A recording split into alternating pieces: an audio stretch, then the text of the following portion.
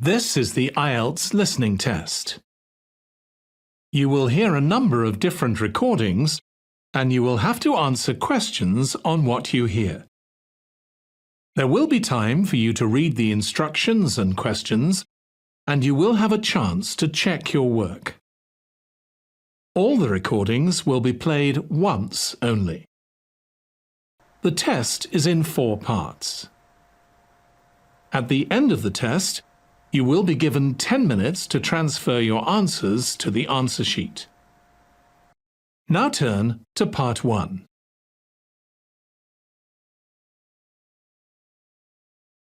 Part 1. You will hear a conversation between a woman clerk and a customer at a cell phone store. First, you have some time to look at questions 1 to 6.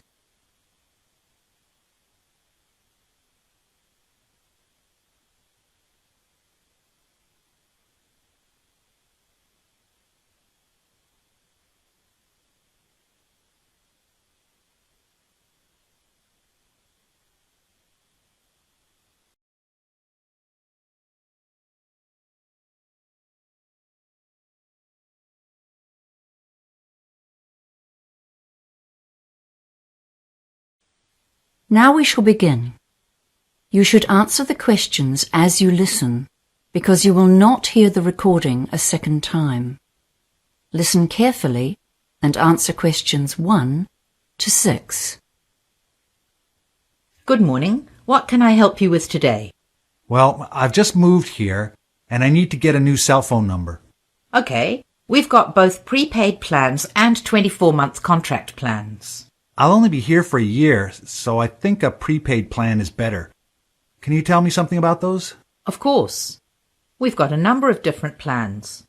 But first of all, I should just mention that none of them come with handsets. You'll just be buying a SIM card, and you can replace the one in your old phone. Yes, that's perfect. So how much are the SIM cards? Well, the expense isn't really in the card. To use it, you'll need to set up a plan, and that can range from just over $10 a month upwards. The card itself is just $2, and that gives you about 15 minutes of local calls. Okay, I knew I'd need a new plan from you guys, but I don't have much money at the moment. Can you tell me about the cheaper plans? Yes.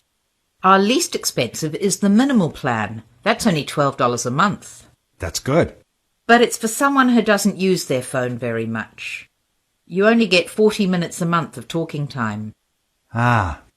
How about internet access with that one? No, sorry, that's not included. No, that plan's not for me. I'll definitely need to go online. For browsing the net? Or for things like Facebook and WeChat? Mostly social media. It's how I keep in touch with people back home. Well, we do have what we call a social plan. That might really suit you. You get unlimited data on social media websites. That sounds great. How much is that one? That's $40 a month. But you get 200 minutes of talking time, 500 texts and 2 gigabytes of data, which is about 15 hours of watching videos and thousands of photo uploads. Well, I do upload lots of photos for my friends back home, so that's fine. But I'm worried that I'll need more text than that. Do you have any plans with unlimited texting? Well, there is one other plan. On that one, you choose 5 people or 5 phone numbers, and you can talk to or text them as much as you want. That's called the Friends and Family plan. Okay, that sounds like the one for me. What's the catch? Well, it's not exactly cheap. That plan costs $70 a month, but it does come with 3 gigabytes and unlimited texts, as well as your 5 designated people. That's a bit too pricey for me, but I do like it. Can I choose a cheaper plan now and change after I find a job? Oh yes, you can just come in and let us know whenever you like. It's also possible to log into our website and manage your account yourself online. Before you hear the rest of the conversation, you have some time to look at questions 7 to 10.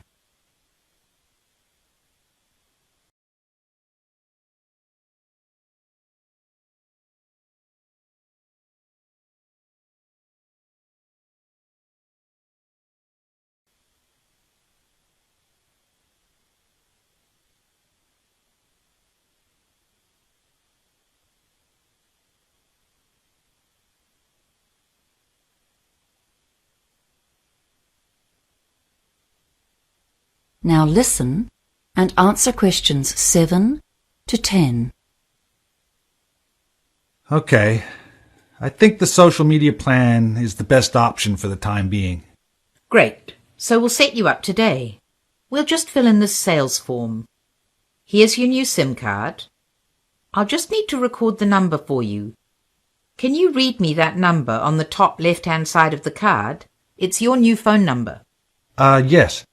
It's 047-877-9233.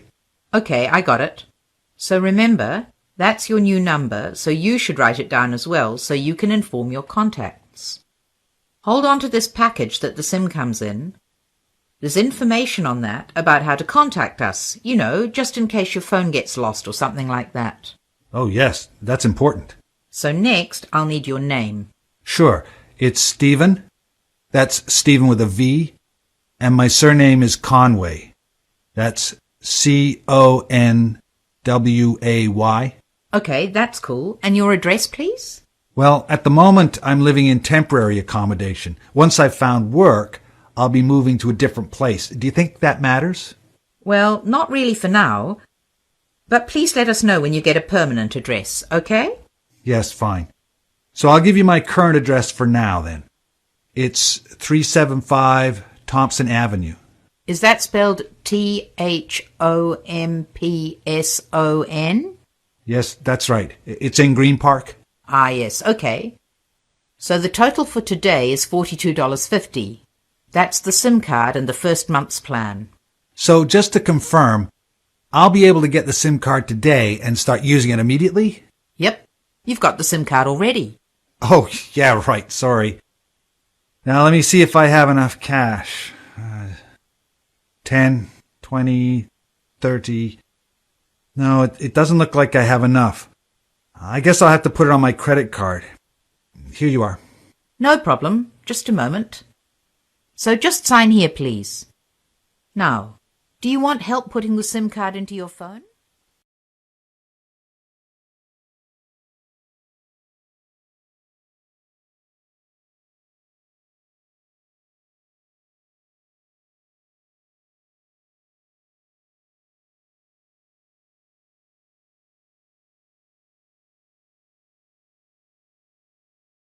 That is the end of part 1. You now have 1 minute to check your answers to part 1.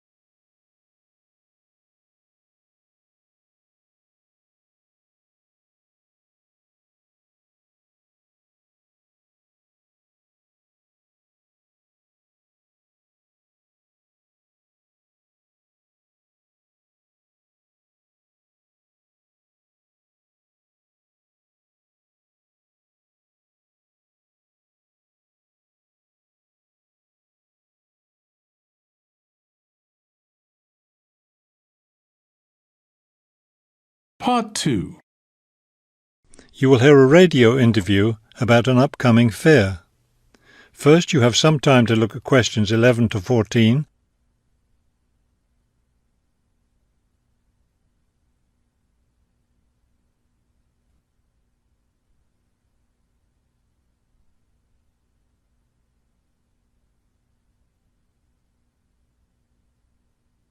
As you listen to the first part of the talk, answer questions 11 to 14. Good afternoon and welcome to City Hour, the radio show that brings you all the latest information about events in and around our city. Today we have with us Cynthia Smith, who is heading up this year's City Fair. Cynthia, would you start by giving us some of the basic information about the fair? Where will it take place this year? I'm glad you asked that question because I know most people will be expecting the fair to be at the fairgrounds as usual, but we've had to change the location this year due to some construction work. You know, they're building the new high school in that neighbourhood and they've been using the fairgrounds as a place to store construction materials. So we've moved the fair to City Park, which I think is a wonderful location. Yes, that will be a great place for the fair. I understand that the fair begins on Friday morning with a special opening event. Actually, it won't begin until that evening, but you're right about the special event. Traditionally, we've begun with a parade, but this year our opening event will be a special dance performance. And the most exciting part is that the mayor will be one of the dancers. The mayor is a woman of many talents. Cynthia, could you tell our listeners about the price of admission? What will it cost to attend the fair? We're trying to keep the price down as much as possible. A 3-day pass is just $25, or you can buy a Saturday or Sunday only pass for $15. The opening event on Friday, the dance performance, doesn't cost anything to attend, and we're hoping a lot of people will come to watch that.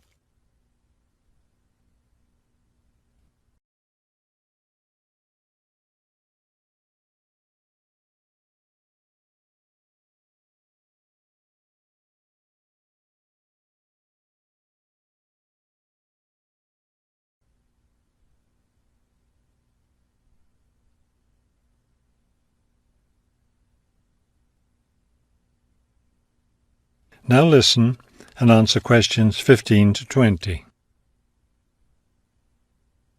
Could you tell us about some of the events planned for Saturday and Sunday, the main days of the fair? We have a lot of exciting things planned. There are a number of events especially for children, including a clown show on Saturday afternoon. On Saturday evening, we've got an event that can be enjoyed by the whole family, a concert by the lake. I'm sure that will be a popular event. Is there anything special planned for Sunday? Yes, a really fun event, and we hope a lot of people will participate. There'll be a singing contest in the afternoon. It's open to everyone at no charge. It doesn't matter whether you're an experienced singer or not. If you've always dreamed of singing on stage, this is your chance. That sounds like a lot of fun. I think it will be. I'd also like your listeners to know that besides the special events I've mentioned, there will be things taking place all weekend. For example, at the food court, international food will be served. You'll be able to sample dishes from all around the world. There will also be special games for children at different locations around the fair. Will there be things people can buy, souvenirs, anything like that? We have a large area set aside where there will be crafts for sale. This will be an opportunity to buy many lovely handmade things and to get to know some of our local artists and craftspeople as well. It sounds like there will be a lot of fun for everyone at this year's fair. Thank you for sharing the information with us, Cynthia. Thank you for inviting me.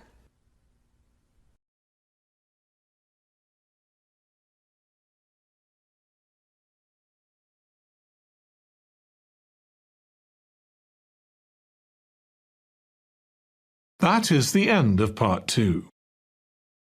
You now have 30 seconds to check your answers to part 2.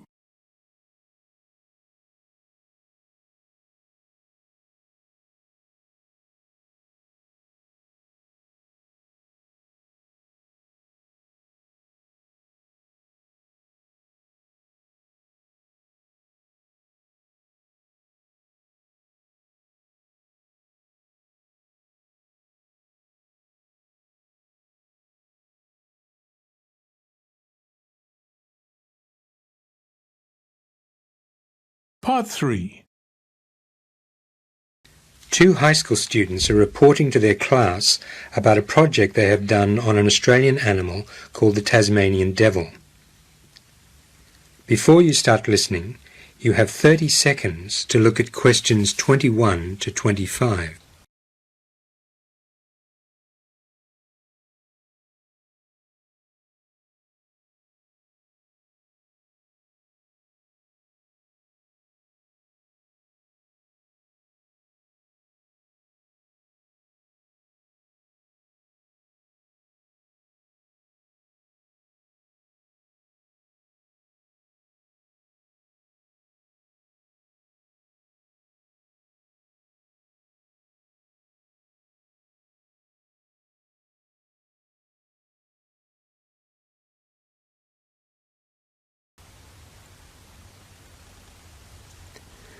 Now, listen carefully and answer questions 21 to 25. Hi everyone, George and I are going to talk to you today about that unusual animal, the Tasmanian devil. Yeah. Now, perhaps you remember the character called Taz in the Bugs Bunny cartoons. Well, real Tasmanian devils are nothing like that. In fact, they don't deserve to be called devils, though they do have some strange habits. Anyway, as their name indicates, they only live on the island of Tasmania. You can find them all over the island, including in the southwest rainforests and in coastal areas, but they're mostly found in the drier forests in the eastern and northern parts of the island. In fact, they live any place where they can get shelter during the day and food at night. Some of you may have seen one in a zoo. They're about the size of a small dog and are covered with short, soft, black fur with white markings on some parts of their bodies. An adult male can weigh from 5 to 13 kilograms and a female from 4.5 to 9 kilograms. They've got a large head and neck with heavy limbs. And they're called devils because of the terrible sounds they make at night, which has given them an undeserved reputation for being aggressive, whereas in fact they're fairly shy creatures, so they're not really friendly enough to be pets. Like kangaroos, they carry their babies in a pouch. They have babies only once a year, and then about 20 are born at the one time. But at that stage they're only as big as a grain of rice. Then the babies have a race to the pouch because there are only 4 teats there. The mother raises an average of 3 young, though sometimes 4 survive. I think we should say something about their numbers at this stage. Okay, but just a bit about how they're brought up first. They stay in the pouch for about 5 months. Then they're left in the nest or are carried on their mother's back when she goes out, and eventually they have to look after themselves at about 8 months. And around 60% of them die in their first summer due to the tough competition for food. They start breeding at the end of their second year and live for up to 7 years, which means they don't live as long as the average domestic dog. No, and it's estimated that now there are between 100,000 and 150,000 of them. They were almost wiped out by the early white settlers because they hated the devils eating their chickens, so the government paid people to kill Tasmanian devils. To this day, most farmers still dislike them. Their numbers fell so drastically due to farmers poisoning them or shooting them that it was thought that they might have become extinct. Then a law was passed in 1941 to protect them, and since then their numbers have grown again. You now have 30 seconds to look at questions 26 to 30.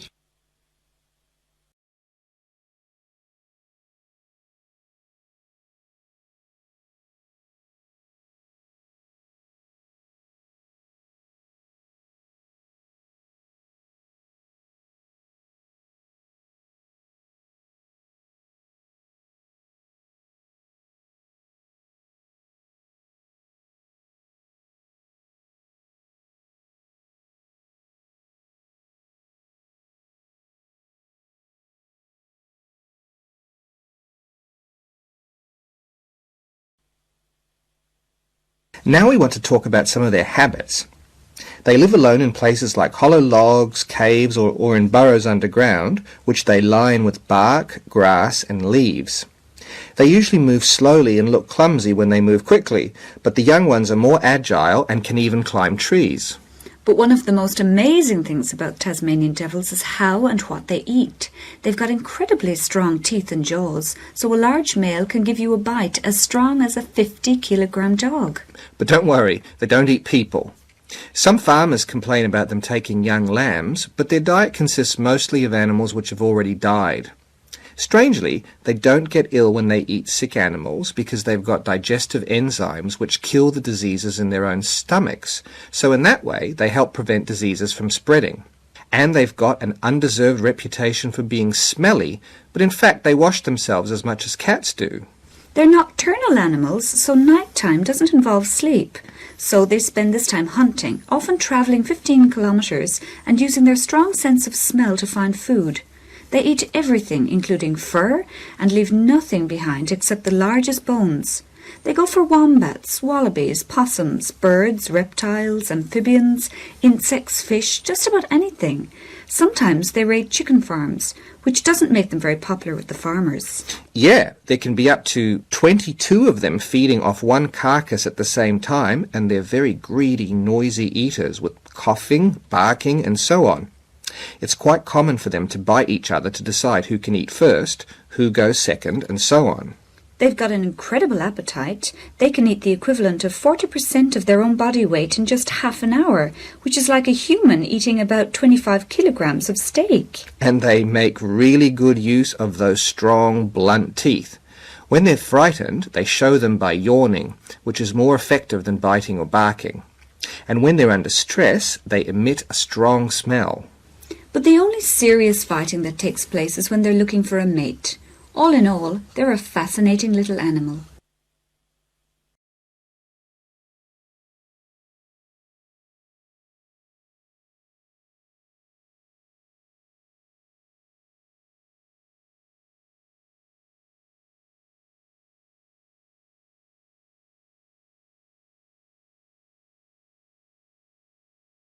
That is the end of part 3.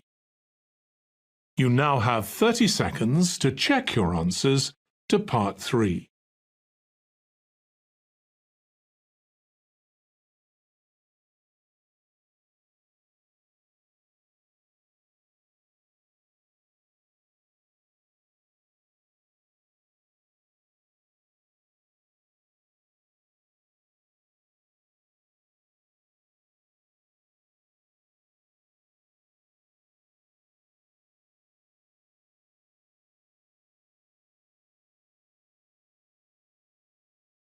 Part 4.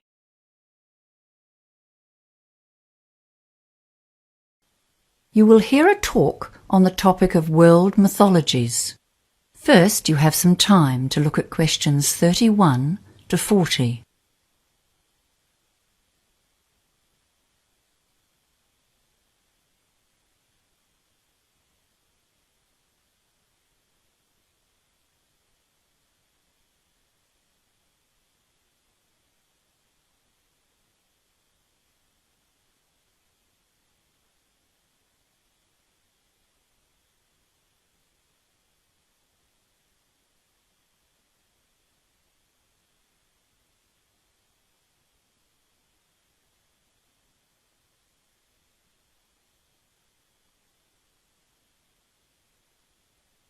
Now listen carefully and answer questions 31 to 40.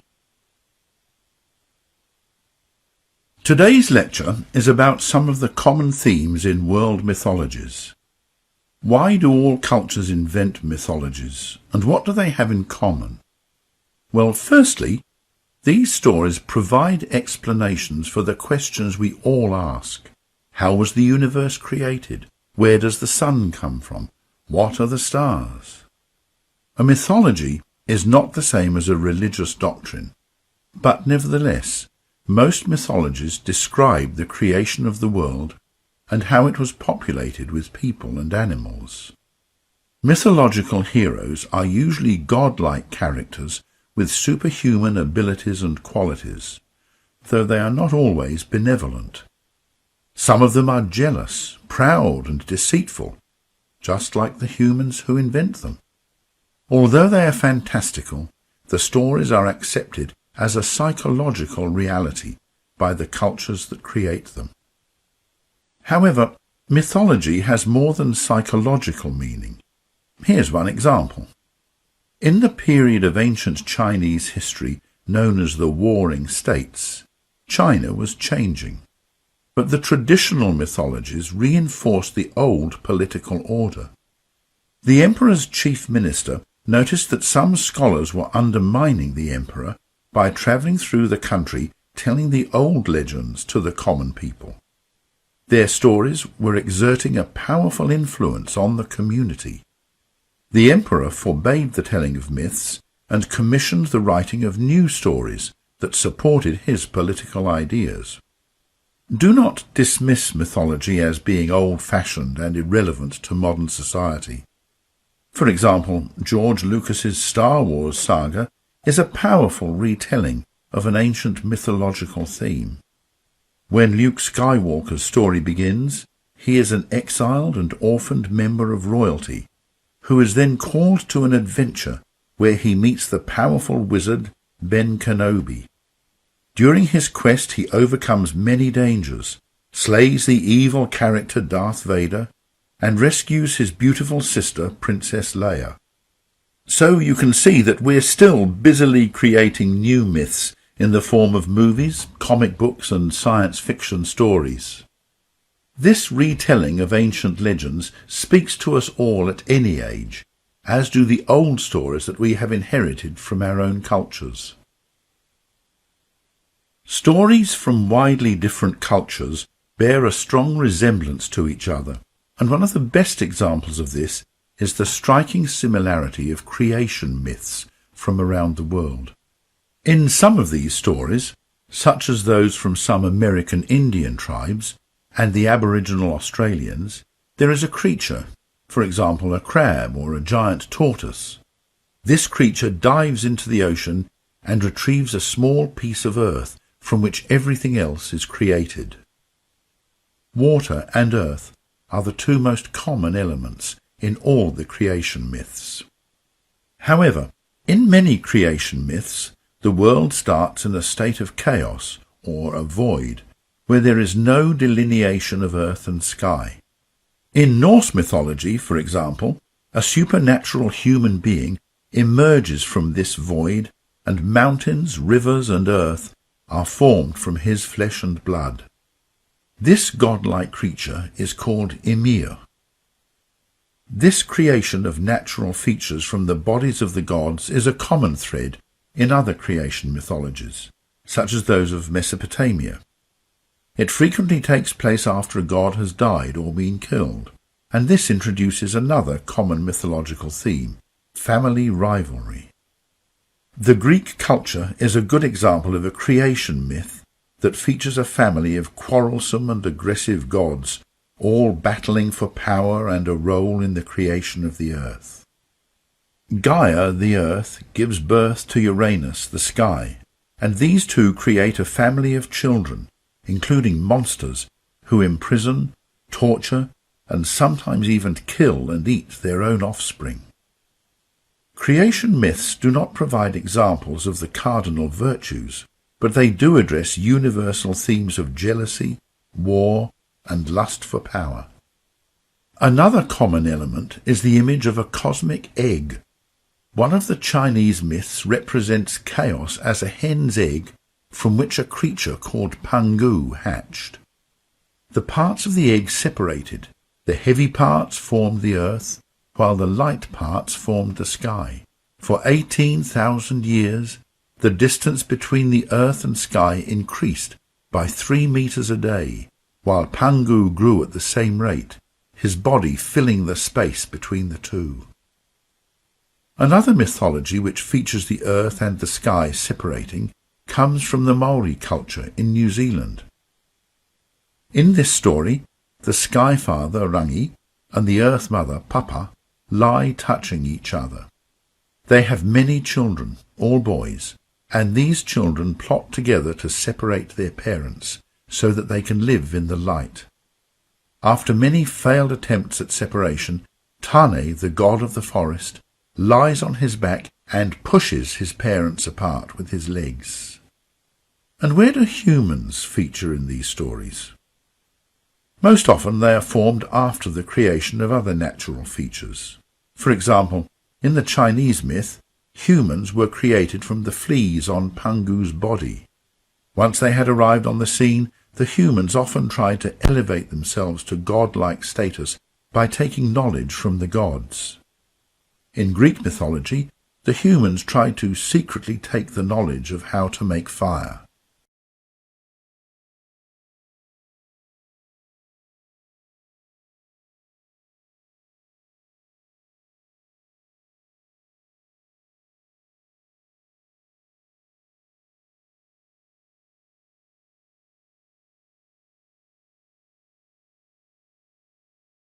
That is the end of part 4. You now have 1 minute to check your answers to part 4. That is the end of the listening test. In the IELTS test, you would now have 10 minutes to transfer your answers to the answer sheet.